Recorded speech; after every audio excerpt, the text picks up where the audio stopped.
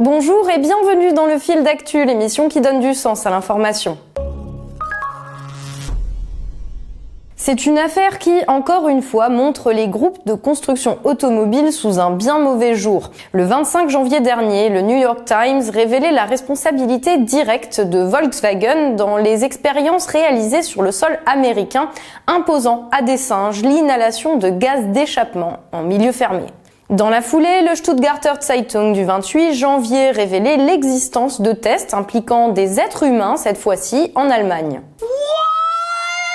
Selon les journaux à l'origine de ces révélations, un centre de recherche financé par Volkswagen a ainsi enfermé, en 2014, une dizaine de macaques dans une pièce fermée et isolée où leur parvenaient des fumées de véhicules pendant que les chercheurs leur diffusaient des dessins animés pour les distraire. Happy, happy, joy, joy, happy, happy, joy, joy, happy, happy, joy, joy. Volkswagen, das Auto. L'expérience, menée à des fins purement commerciales, avait pour but de démontrer le respect par la firme des normes anti-pollution américaines, en vue d'affirmer sa présence sur le marché américain.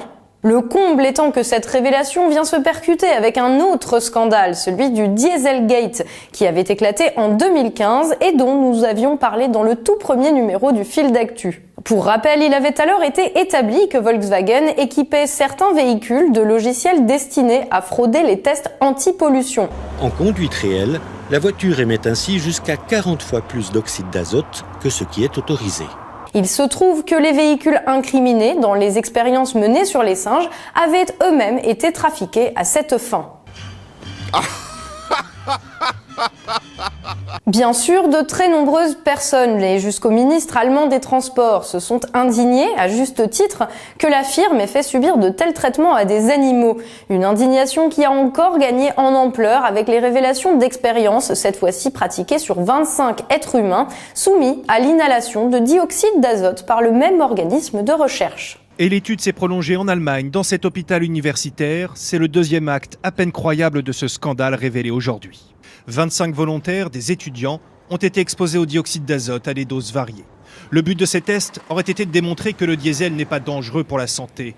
Une indignation qui a abouti à la démission, le 30 janvier, du lobbyiste en chef de Volkswagen, Thomas Steg, alors même que les constructeurs Daimler, BMW et l'équipementier Bosch, également financeurs de l'organisme de recherche incriminé, pourraient également être impliqués. Mais au-delà de l'indignation générale, bien compréhensible, la question que soulève cette affaire est en réalité très politique.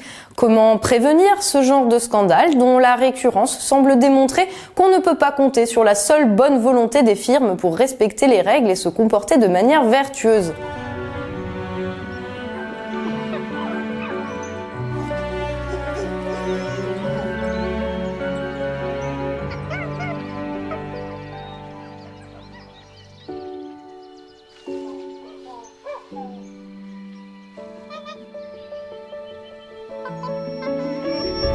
Happy, happy, joy, joy, happy, happy, joy. Bien sûr, la question d'un accroissement des contrôles se pose. Mais comment expliquer par exemple que les organismes de recherche produisant des études sur l'impact environnemental ou sanitaire de l'industrie automobile soient financés par les constructeurs? N'y a-t-il pas là un conflit d'intérêts flagrant à l'origine de toutes les dérives observées ces dernières années?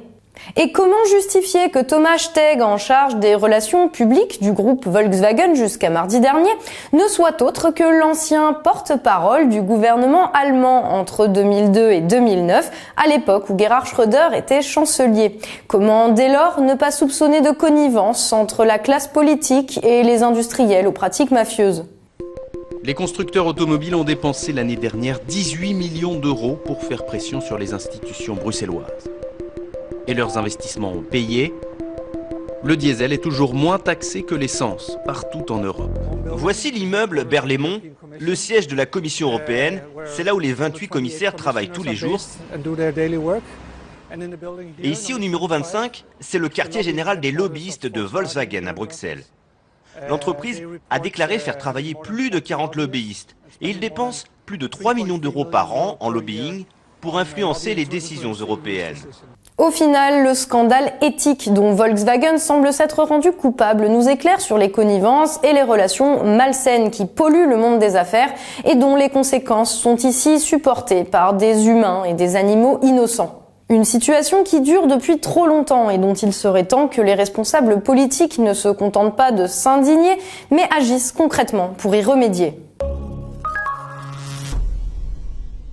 Voilà, merci d'avoir été avec nous dans le fil d'actu. Vous pouvez soutenir notre travail via notre page Tipeee et bien sûr partager cette vidéo si le cœur vous en dit. On se retrouve très bientôt dans un nouveau numéro du fil d'actu, l'émission qui donne du sens à l'information.